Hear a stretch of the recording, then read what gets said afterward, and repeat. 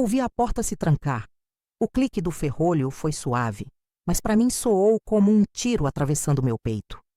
Fiquei parada ali mesmo, com a bandeja de café tremendo nas minhas mãos enrugadas, enquanto tentava processar o que acabava de acontecer. Meu próprio filho, meu Augusto, tinha acabado de me trancar para fora do quarto onde dormi por 30 anos com o Sebastião. O quarto onde chorei quando meu marido partiu. O quarto que sempre foi meu. Antes de continuar, me diga nos comentários de qual cidade você está lendo essa história e se já passou por algo parecido. E não se esqueça de se inscrever no canal para não perder histórias como essa. Mãe, a Luciana precisa de um quarto mais confortável por causa da lombalgia dela. A senhora entende, né? Ele tinha me dito isso ontem com aquele sorriso que usava desde criança quando queria alguma coisa. O mesmo sorriso que me fez trabalhar 2 turnos na costura quando ele precisou de aparelho nos dentes. O mesmo sorriso que me convenceu a hipotecar a casa para pagar a faculdade dele. É só por uns dias até acharmos nosso cantinho. 3 meses. Já fazia 3 meses que Augusto e Luciana tinham vindo temporariamente para minha casa em Piracicaba, depois do casamento. No começo fiquei feliz. Aos 68 anos, a solidão pesa mais que as dores no joelho. Preparei o quarto de hóspedes com minhas melhores toalhas, aquelas que ganhei da dona Iracema quando me aposentei do salão de beleza. Fiz pudim, brigadeirão, até aprendi a fazer aquele risoto que a Luciana tanto gostava. Coloquei a bandeja sobre a mesa da cozinha e sentei na cadeira de plástico. O café esfriava enquanto eu tentava respirar. Através da janela, via o pé de jabuticaba que Sebastião plantou no dia que compramos a casa, 35 anos atrás, com o dinheiro do FGTS dele e minhas economias da época de manicure. Quando a Luciana chegou, achei estranho os olhares que ela dava para os móveis, para as paredes descascadas, para as cortinas que eu mesma costurei. Dona Zuleide, a senhora nunca pensou em reformar? Isso aqui podia ficar um charme. Sorri sem graça. Reformar com qual dinheiro? Minha aposentadoria mal dava para os remédios e as contas. A primeira semana foi tranquila. Augusto saía cedo para o trabalho na empresa de seguros e eu e Luciana ficávamos em casa. Ela trabalhava remotamente como analista de marketing, sempre grudada no notebook. Eu fazia o almoço, arrumava a casa, cuidava da rotina como sempre fiz. Mas logo começaram os comentários. Dona Zuleide, esse frango está muito seco. Esse detergente tem cheiro forte demais, me dá alergia. A senhora não precisa limpar meu quarto. Eu não gosto que mexam nas minhas coisas. Não era mais meu quarto, era o quarto dela. Os dias foram passando e eu fui sendo empurrada para os cantos da minha própria casa. Primeiro foi o espaço, na geladeira. Depois o controle da TV. Minhas plantas foram removidas da varanda porque davam alergia nela. Meus porta-retratos antigos foram guardados porque juntavam pó. Ontem à noite, ouvi eles conversando no quarto enquanto eu lavava. A louça. Amor, não aguento mais essa cama dura. E esse quarto é minúsculo para nós dois. O que você quer que eu faça, Lu? Sua mãe tem um quarto enorme sozinha. Ela podia muito bem ficar no quarto de hóspedes. Silêncio. Um silêncio que dizia: tudo. Vou conversar com ela amanhã. Augusto respondeu com a voz baixa. E hoje de manhã ele veio com aquele papo de só por uns dias. Concordei, claro. Sempre concordei com tudo o que Augusto pedia. Enquanto eles saíram para buscar café na padaria, comecei a recolher algumas roupas e objetos pessoais para levar ao quarto de hóspedes. Foi quando Luciana voltou sozinha, mais cedo que o esperado. Dona Zuleide, deixa que eu te ajudo a organizar suas coisas. E antes que eu pudesse dizer qualquer coisa, ela já estava empacotando meus cremes, meus remédios, minhas fotos. Com uma eficiência cruel, separou o que achou importante e deixou o resto. Quando tentei pegar meu hobby de cetim azul, presente dos 20 anos de casamento, ela disse suavemente: esse é tão bonito, vou deixar aqui para usar às vezes. A senhora não se importa, né? Me importava. Me importava muito, mas sorri e disse que não. Sempre sorri e disse que não. Quando voltei da cozinha com um café para nós duas, a porta já estava fechada. Tentei girar a maçaneta, mas estava trancada. Foi quando ouvi o clique. Foi quando tudo dentro de mim também se fechou. Agora estou aqui, sentada na cozinha da casa que construí, expulsa do meu próprio quarto, das minhas próprias memórias. O quarto de hóspedes é pequeno, a cama range, o armário tem uma porta quebrada e as tomadas não funcionam direito. Mas não é isso que dói. O que dói é o olhar do meu filho, desviando do meu quando Luciana está por perto. O que dói é perceber que para ele eu virei um peso. Por que não consigo dizer não? Por que aceito tudo calada? A Marlene, minha amiga de infância, sempre diz que sou boba demais. Zuleide, você dá a mão e eles levam o braço inteiro. Talvez ela tenha razão, mas é meu filho, meu único filho. O menino que embalei nas noites de febre para quem cantei Atirei o pau no gato 1000 vezes até ele dormir, para quem juntei moeda por moeda para comprar a primeira bicicleta. O sol da tarde entra pela janela da cozinha, iluminando o piso de cerâmica que já foi branco e agora está amarelado pelo tempo. Lembro de quando escolhi esse piso com Sebastião. Vai ficar bonito, ele disse. Vai combinar com as paredes azuis que você quer pintar. Sebastião sempre apoiou minhas escolhas, mesmo as mais simples. Como sinto falta dele agora. Ouço risadas vindas do quarto, do meu quarto. Luciana está falando ao telefone, provavelmente com alguma amiga. Sim, estamos nos adaptando super bem. A casa é antiga, mas tem seu charme. Estamos pensando em reformar aos poucos. Reformar? Desde quando minha casa precisa de reforma? E com qual dinheiro? A mãe do Augusto é um amor, mas você sabe como são os velhos, né? Tem mania de guardar tudo, acumular coisas. Estamos ajudando ela a se organizar. Se organizar? Estão me apagando da minha própria história. Levanto-me devagar, minhas juntas doendo mais que o normal. Vou até o pequeno quarto de hóspedes, onde agora minhas coisas estão empilhadas em sacolas de supermercado e caixas de papelão. Não tive tempo nem de organizar nada direito. Sento na cama e olho pela janelinha que dá para o muro do vizinho. Não há vista, não há jabuticabeira, não há nada. Abro uma das caixas e encontro o porta-retrato com a foto do casamento de Augusto. Eu sorrio ao lado dele, orgulhosa, com meu melhor vestido azul turquesa. Foi o dia mais feliz da minha vida, depois que Sebastião se foi. Eu estava tão esperançosa.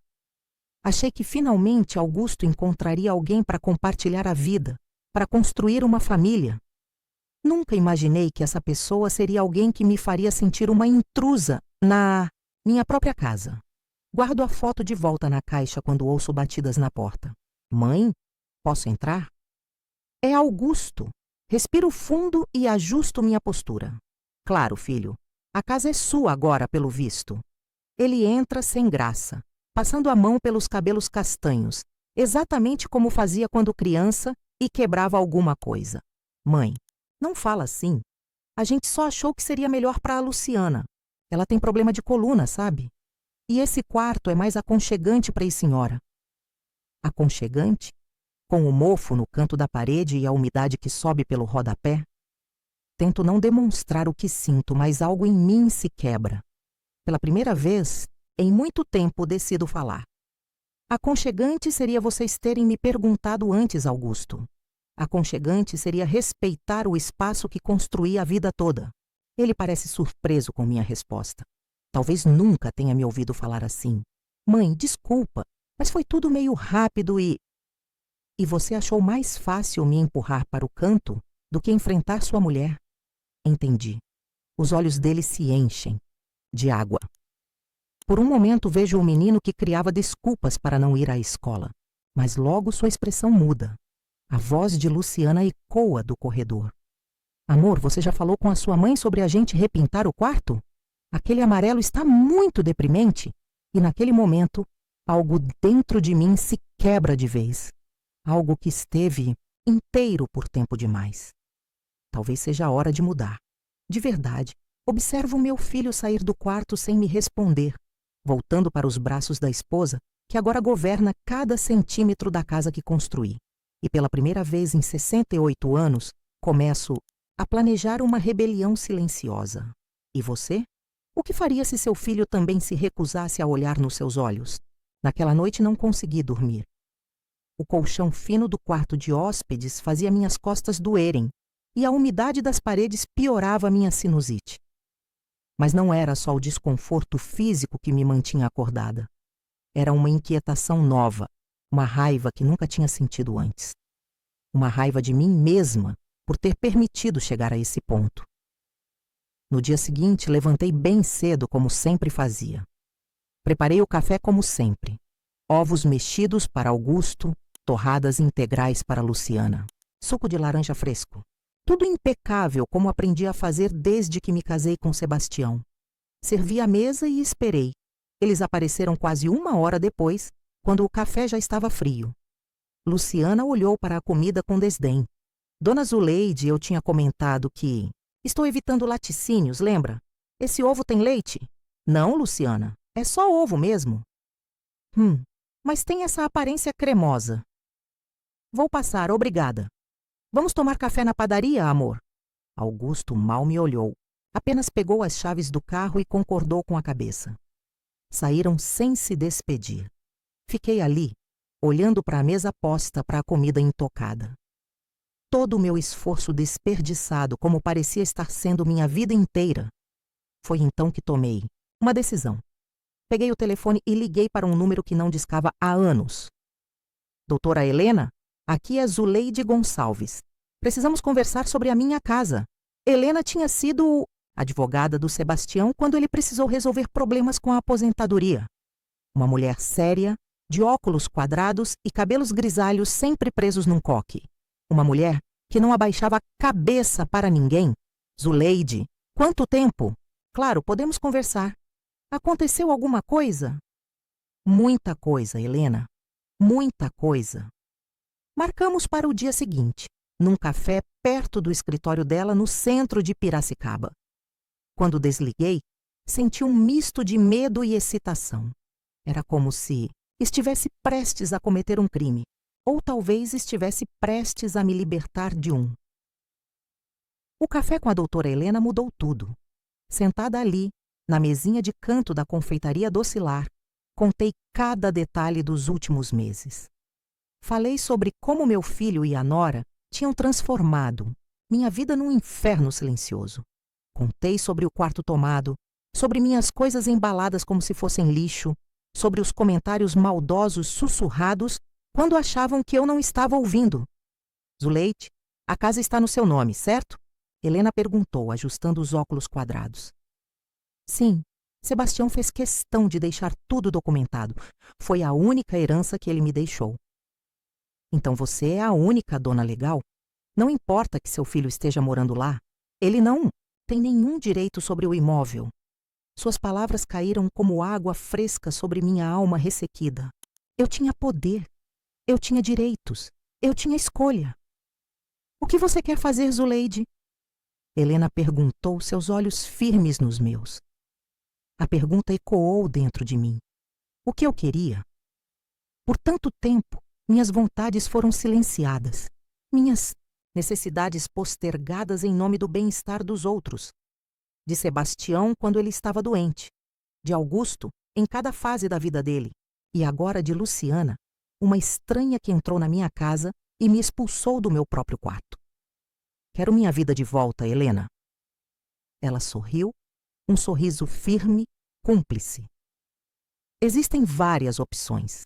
Podemos notificá-los formalmente para saírem. Podemos entrar com uma ação de reintegração de posse se eles se recusarem. Ou... Ela fez uma pausa, bebendo um gole de seu café preto. Ou podemos ser mais estratégicos. Naquela tarde, Helena me explicou sobre algo que nunca tinha passado pela minha cabeça: vender a casa. A ideia me assustou de início. Aquela casa guardava minhas memórias, minha história com Sebastião, os primeiros passos de Augusto. mas também guardava minha prisão atual. Pense, Zuleide, com o dinheiro da venda você poderia comprar um apartamento menor, mais fácil de manter. Talvez num condomínio com segurança. E ainda sobraria para viver com mais conforto. Voltei para casa com a cabeça fervilhando de ideias. Pela primeira vez em meses, senti esperança. Uma esperança maliciosa, quase cruel, mas ainda assim, esperança. Nas semanas seguintes, enquanto Augusto e Luciana seguiam suas vidas ignorando minha existência, comecei a colocar o plano em prática. Helena me apresentou a uma corretora discreta, que entendeu perfeitamente a situação. A casa foi avaliada em muito mais do que eu imaginava. O bairro tinha valorizado nos últimos anos e, mesmo precisando de reformas, o terreno amplo era um atrativo. Dona Zuleide, aparecer um comprador vai levar tempo, disse Carla, a corretora de cabelos ruivos. As pessoas geralmente querem visitar, negociar. Mas ela estava enganada. Na segunda semana, um empresário de São Paulo que estava investindo em imóveis na região se interessou. Ofereceu à vista sem nem visitar direito. Apenas passou pela frente, gostou da localização e fez a proposta. É menos do que poderíamos conseguir esperando mais, explicou Carla. Mas é um bom valor. E ele não está fazendo questão de vistoria detalhada. Helena achou que era suspeito, mas investigou o comprador e estava tudo em ordem. Parecia que o universo estava conspirando a meu favor. Ou talvez fosse só Sebastião, lá de cima, me dando uma forcinha. Assinei os papéis numa quinta-feira, cinzenta de maio. O dinheiro seria depositado na segunda seguinte, e então o novo proprietário teria direito de tomar posse imediata. O comprador pediu discrição absoluta, o que era perfeito para meus planos. No sábado, preparei um almoço especial. Feijoada como Augusto gostava desde criança. Arroz soltinho. Couve refogada com alho. Farofa de bacon que aprendi com minha mãe. O cheiro da comida invadiu a casa inteira. Para minha surpresa, Augusto e Luciana apareceram na cozinha, atraídos pelo aroma. Nossa, mãe, que cheiro bom, disse Augusto, seu estômago roncando audivelmente. Luciana parecia menos entusiasmada, mas ainda assim ficou. Fiz para vocês, falei sorrindo. Faz tempo que não comemos juntos como uma família. Eles se entreolharam, talvez sentindo uma pontada de culpa. Ou talvez apenas famintos demais para recusar. Sentamos à mesa como não fazíamos há semanas. A comida estava perfeita, até Luciana admitiu que a feijoada estava surpreendentemente leve.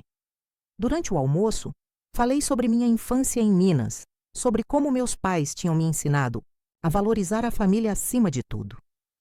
Falei sobre o dia em que conheci Sebastião num baile de carnaval em Belo Horizonte. Sobre nossa mudança para Piracicaba, quando Augusto tinha apenas 3 anos. Lembra daquele dia, filho? Você chorou a viagem inteira, porque não queria deixar seu trenzinho de madeira para trás. E acabou que esquecemos ele mesmo numa caixa que só abrimos meses depois. Augusto sorriu, talvez lembrando, ou talvez apenas sendo educado. A casa estava caindo aos pedaços quando compramos, continuei. Seu pai trabalhou cada fim de semana para consertar o telhado, pintar as paredes. Eu plantei cada flor daquele jardim com minhas próprias mãos. Vi algo nos olhos de Augusto. Um brilho de reconhecimento, talvez até de remorso. Mas Luciana interrompeu.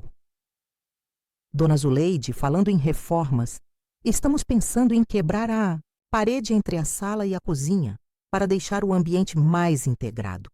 A senhora se importa? Sorri, serena como nunca estive. De jeito nenhum, querida. Esta casa merece ser transformada de acordo com os sonhos de vocês. Depois do almoço, recolhi os pratos enquanto eles voltavam para o quarto, meu antigo quarto. Ouvi Luciana comentando como eu estava estranhamente feliz hoje. Se ela soubesse... Na manhã seguinte, domingo, acordei cedo e fiz café. Preparei pão de queijo, coloquei flores na mesa. Vesti meu melhor vestido, aquele azul marinho que Sebastião sempre dizia que combinava com meus olhos. Às 9 em ponto, a campainha tocou. Fui atender com o coração batendo acelerado. Era um homem de terno segurando uma pasta. Ao seu lado, Carla, a corretora, e mais atrás, um casal jovem que eu nunca tinha visto. Dona Zuleide? Sou o oficial de justiça Carlos Eduardo. Estou aqui para entregar a notificação de transferência de propriedade e o aviso de desocupação. Abri a porta completamente, convidando-os a entrar. No corredor, Augusto apareceu, ainda de pijama, confuso. Mãe? Quem são essas pessoas? São os novos donos da casa, filho. E o oficial de justiça que veio avisar que temos 30 dias para sair. O rosto dele transformou-se numa máscara de choque e incompreensão. Luciana apareceu logo atrás, com uma expressão similar. Como assim, novos donos? Do que a senhora está falando? O oficial de justiça entregou os documentos a Augusto, que os pegou com mãos trêmulas. Seu nome é Augusto Gonçalves? Este é um aviso formal de que esta propriedade foi vendida pela proprietária legal Zuleide Gonçalves. Os novos proprietários. Ele apontou para o casal jovem atrás dele. Tomarão posse em 30 dias. Vocês precisam desocupar o imóvel até lá. Luciana arrancou os papéis das mãos de Augusto, seus olhos percorrendo rapidamente as páginas. Isso não pode ser legal. Nós moramos aqui. Temos direitos. Na verdade, senhora, o oficial continuou impassível. Vocês não têm nenhum direito legal sobre esta propriedade. Não há contrato de aluguel, não há documentação que comprove qualquer direito de permanência. A única proprietária era a dona Zuleide, e ela exerceu seu direito de vender. Augusto me olhava como se eu fosse uma estranha, como se não me reconhecesse. Mãe, por quê? Respirei fundo, sentindo uma calma que não sentia há meses. Porque vocês me trancaram para fora da minha vida e me chamaram de peso. Agora estou tirando esse peso da casa. Luciana começou a gritar, acusando-me de ingratidão, de traição, de loucura. Augusto tentou argumentar, falando sobre família, sobre amor, sobre tudo que tinham feito por mim. Feito por mim? Repeti, incrédula. Me expulsar do meu quarto? Me fazer sentir uma intrusa na casa que construí? Me tratar como uma velha inútil que só atrapalha? E naquele momento vi a máscara cair. Vi Luciana transformar seu rosto bonito numa expressão de desprezo. Vi meu filho, meu Augusto, abaixar os olhos, incapaz de defender o indefensável. Onde? A senhora vai morar? Ele perguntou finalmente, a voz baixa. Comprei um apartamento pequeno no condomínio Jardim das Acácias. É simples, mas tem uma varanda onde posso ter minhas plantas. E o melhor, é só meu. O oficial de justiça e os novos proprietários saíram depois de explicarem os detalhes legais. Carla ficou mais um pouco, dando-me apoio silencioso. Augusto e Luciana trancaram-se no quarto, agora realmente não mais meu, e não saíram pelo resto do dia. E você? O que faria se estivesse no meu lugar? Perdoaria ou seguiria em frente como eu? Nos dias seguintes, a casa transformou-se num campo de batalha silencioso. Luciana me ignorava completamente.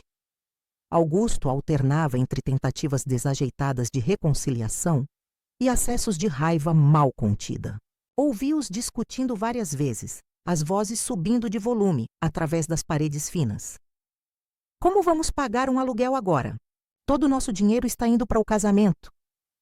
A culpa é sua. Se você tivesse controlado sua mãe direito, isso não teria acontecido. Comecei a empacotar minhas coisas com calma, separando o que queria levar para minha nova vida. Era surpreendente como, depois de décadas acumulando objetos, memórias, roupas, louças, eu agora só queria o essencial. As fotos de Sebastião, os desenhos que Augusto fez na escola, o jogo de chá que herdei da minha mãe. O resto podia ficar para trás como a casca velha de uma cobra que se renova. Na terceira semana após a notificação, Augusto veio falar comigo enquanto eu organizava meus livros. Mãe, eu queria pedir desculpas. Olhei para ele, para o rosto que conhecia tão bem. Os olhos de Sebastião, o nariz da minha mãe. Meu filho. Meu único filho. Pelo que exatamente, Augusto? Ele engoliu em seco as mãos inquietas. Por tudo. Por deixar a Luciana mandar. Na casa. Por não ter te defendido. Por ter esquecido quem sempre esteve ao meu lado. Uma parte de mim queria abraçá-lo. Dizer que estava tudo bem, que eu entendia, que o amor de mãe perdoa tudo. Era o que sempre fiz. Era o que esperavam de mim, mas algo havia mudado dentro de mim, algo fundamental e irreversível.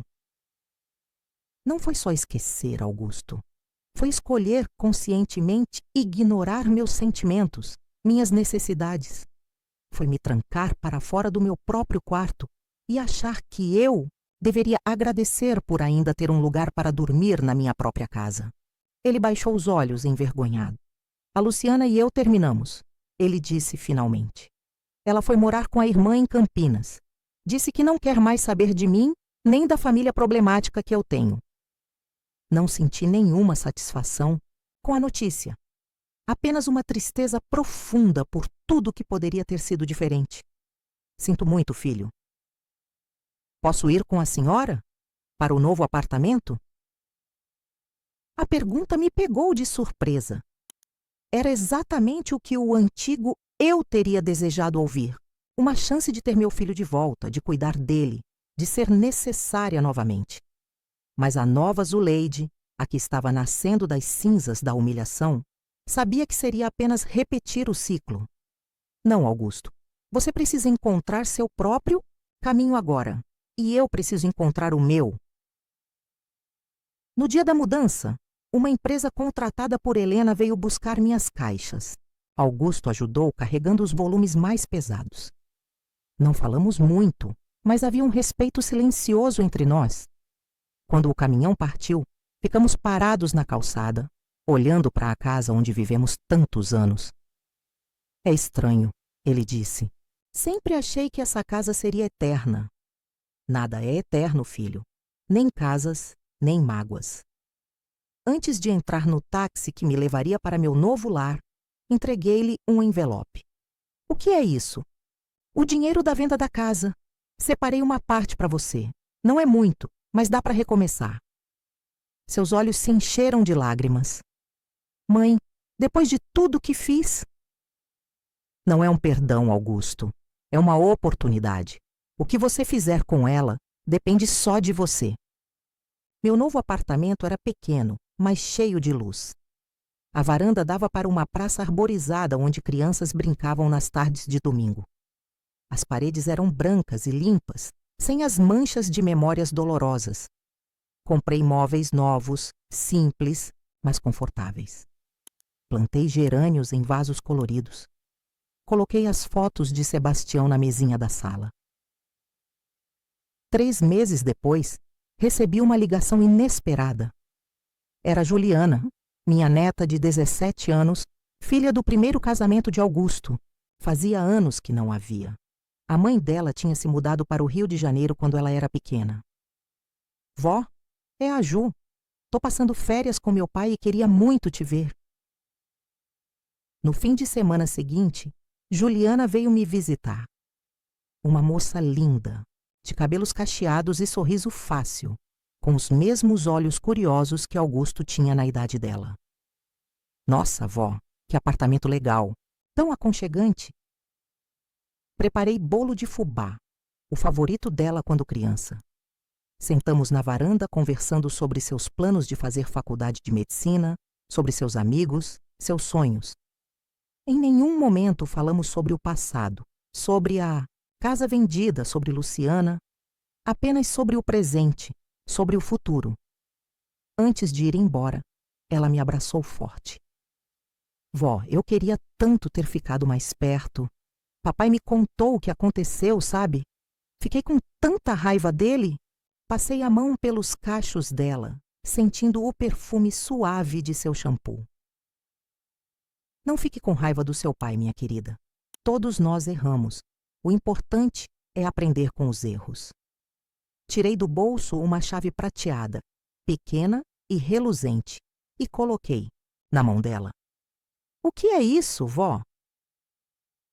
É a chave do meu apartamento. Quero que você tenha. Para que sempre saiba que não importa o que aconteça, você sempre terá um lugar que é seu aqui comigo. Os olhos dela brilharam com lágrimas contidas. Abracei-a novamente, sentindo o peso doce daquele momento. Juliana começou a me visitar regularmente. Às vezes trazia uma amiga, às vezes vinha sozinha. Nas tardes de domingo, estudava na minha mesa enquanto eu fazia tricô ou lia. Uma convivência tranquila, sem cobranças, sem expectativas sufocantes. O tipo de amor que deveria ter tido com Augusto, mas que só aprendi a dar agora, aos 68 anos. Com o tempo, comecei a participar de um grupo de apoio para mulheres idosas na associação de bairro. Mulheres que, como eu, tinham sido marginalizadas, esquecidas, tratadas como fardos por suas próprias famílias. Compartilhávamos histórias, lágrimas, mas principalmente compartilhávamos força. Foi lá que conheci Vera, uma senhora de 75 anos que tinha passado por algo ainda pior. O filho vendeu a casa onde ela morava sem seu consentimento, forjando sua assinatura em documentos. Quando a história de Vera foi compartilhada no grupo, algo despertou em mim. Precisamos fazer mais do que apenas conversar, disse em uma das reuniões. Precisamos agir. Com a ajuda de Helena, minha advogada, que agora também era minha amiga, criamos um fundo habitacional para mulheres idosas em situação vulnerável. Usei parte do dinheiro da venda da casa. E outras mulheres do grupo também contribuíram como podiam. Não era muito, mas era um começo. Augusto apareceu na minha porta 6 meses depois da mudança. Estava mais magro, com olheiras profundas, mas havia algo diferente em seu olhar. Uma clareza que não estava lá antes. Mãe, posso entrar? Convidei-o para um café. Sentamos na varanda, onde os gerânios floresciam em tons vibrantes de vermelho e rosa. Comecei terapia, ele disse, olhando para a xícara em suas mãos. Estou tentando entender por que fiz o que fiz. Por que permiti que Luciana tratasse você daquele jeito? Por que eu mesmo te tratei assim? Não disse nada. Apenas esperei, deixando que ele encontrasse suas próprias palavras, seu próprio caminho. Acho que sempre achei que você estaria lá, não importa o que acontecesse, que seu amor era incondicional, que podia te empurrar para o canto que você sempre voltaria. Porque é isso que mães fazem, não é? Aguentam tudo, perdoam tudo. Tomei um gole do meu café, sentindo o amargor doce na língua. Mães são pessoas, Augusto, com limites, com dores, com necessidades. Não somos santas nem mártires, somos mulheres que amam, mas que também precisam ser amadas e respeitadas. Ele assentiu, uma lágrima escorrendo pela face.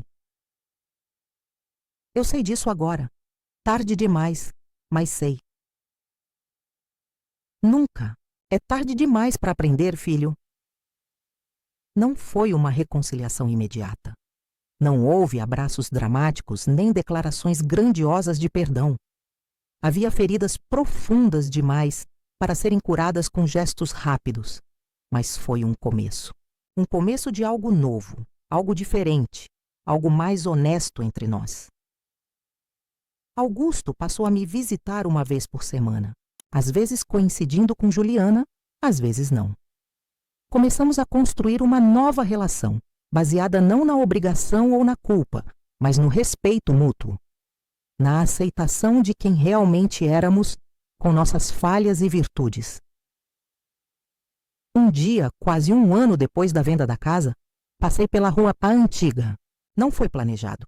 O ônibus que peguei fez um desvio por causa de obras e, de repente, lá estava eu, diante da Casa Azul, com o pé de jabuticaba no jardim. Tinha sido completamente reformada. A fachada, antes descascada, agora exibia um tom de azul mais vibrante. O jardim tinha sido redesenhado com novas plantas, um caminho de pedras. As janelas eram novas, com molduras brancas que contrastavam elegantemente com as paredes. Não senti dor ao ver as mudanças. Não senti nostalgia, nem arrependimento, apenas uma estranha paz, como se aquela casa não fosse mais parte de mim, nem eu dela, como se tivéssemos nos libertado uma da outra. Quando o ônibus voltou a andar, não olhei para trás. Minha vida agora estava em outro lugar, um lugar menor em tamanho, mas infinitamente maior em dignidade, em autoestima, em possibilidades.